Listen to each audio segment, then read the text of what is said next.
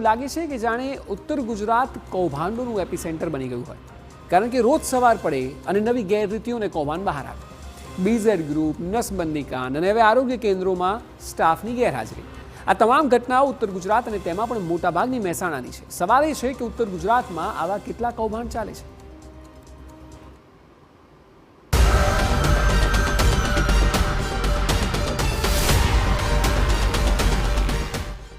ઉત્તર ગુજરાતમાં આટલા કૌભાંડ કેમ?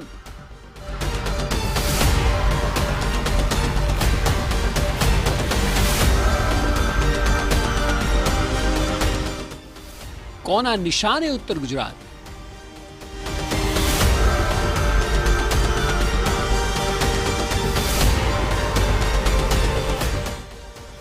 શું ટાર્ગેટ કરાય છે આખા પ્રાંતને? પાછલા થોડા સમયને જો ધ્યાનથી જોવામાં આવે તો આપને ખ્યાલ આવશે કે મોટા કૌભાંડની હારમાળા ઉત્તર ગુજરાતમાં સર્જાઈ છે. સૌથી પહેલા સામે આવ્યું બીઝેડ ગ્રુપનું કૌભાંડ. આ કૌભાંડે સૌ કોઈને હચમચાવી દીધા, કારણ કે ઉત્તર ગુજરાતના લોકોને 6,000 કરોડનું ચૂનું લગાવીને ભૂપેન્દ્રસિંહ ઝાલા નામનો શખ્સ ફરાર થઈ ગયો. હજી સુધી તપાસ એજન્સીઓના હાથે આ માસ્ટર માઇન્ડ આવ્યો જ નથી. બીજા નંબરે આવ્યું નસબંધી કાંડ. મહેસાણાના જ એક યુવાને ફરિયાદ કરી કે તેની નસબંધી વગર મંજૂરીએ ગેરરીતિ કરીને કરવામાં આવી છે, જે બાદ સૌ કોઈ ચોંકી ઉઠ્યા હતા.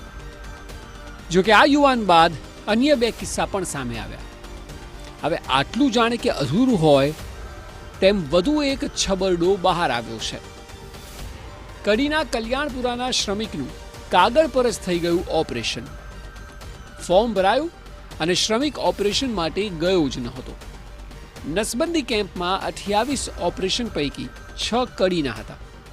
6 માંથી 5 દર્દીઓનું અડાલજ કેમ્પમાં ઓપરેશન થયું હતું, જ્યારે કે એકનું તો થયું જ નથી અને એ છતાં પેપર પર તેને દર્શાવાયું છે.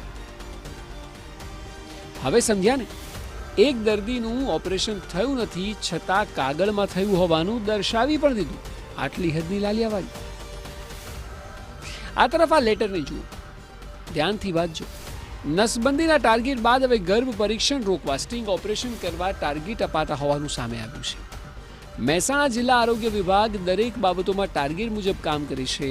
એ મુજબ સેક્સ રેશિયો જાળવવા ટાર્ગેટથી કામગીરી થતી હોવાનું સામે આવ્યું.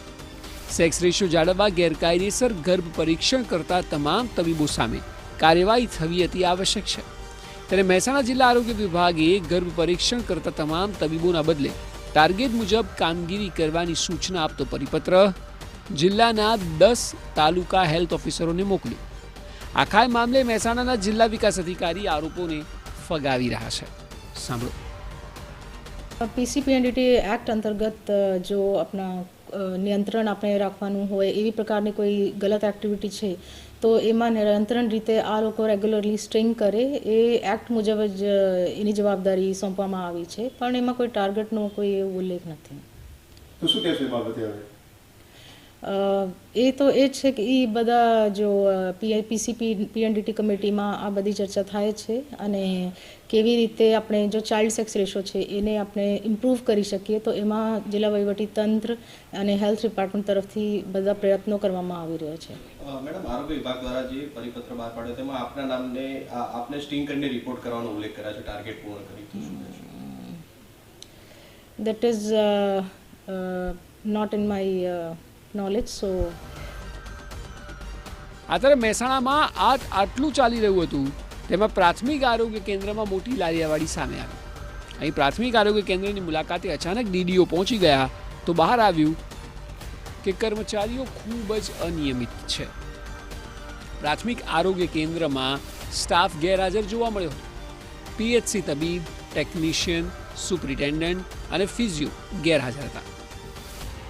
કુંડાળ સિવિલ હોસ્પિટલમાં પણ સ્ટાફ ગેરહાજર હતો. ગાયનેક, એનેસ્થેટિસ્ટ અને સિક્યુરિટી સ્ટાફ ગેરહાજર હતો.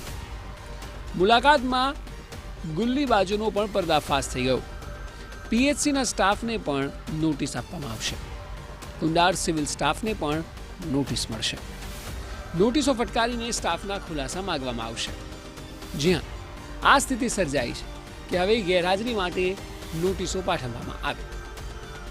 હવે જો CHCમાં જો સ્ટોક રજિસ્ટર અને આ બધું અપડેટેડ નથી હતા, સો અને આ લોકોની હાજરી પણ મેં ચેક કરી હતી.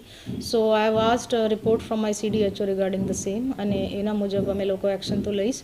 પણ અધર દેન દેટ જો દર્દીઓ હતા તો દર્દીઓની કન્ડિશન સારી હતી. મેડિકલ ઓફિસર હતા જ ત્યાં, અને એ બેન ધ્યાન રાખે છે. પછી ત્યાંની નર્સ જો છે અને આ બેન બંને મળીને જો પ્રેગ્નન્ટ લેડીઝ છે જેની ડિલિવરી ડ્યુ છે આગામી 3 માસમાં, સો એની સમીક્ષા, એના રિવ્યૂ પણ મેં કર્યા હતા. જો કે અહીંયા DDO પોતાના વિભાગને બચાવતા હોય તેવું સ્પષ્ટ લાગી રહ્યું છે. આ તમામ સ્થિતિમાં અનેક સવાલો ઊભા થઈ રહ્યા છે. સવાલ નંબર 1, આખરે ઉત્તર ગુજરાતમાં આ બધું શું ચાલી રહ્યું છે? સવાલ નંબર 2, હોસ્પિટલ સ્ટાફ પોતાની જવાબદારી નથી સમજતા?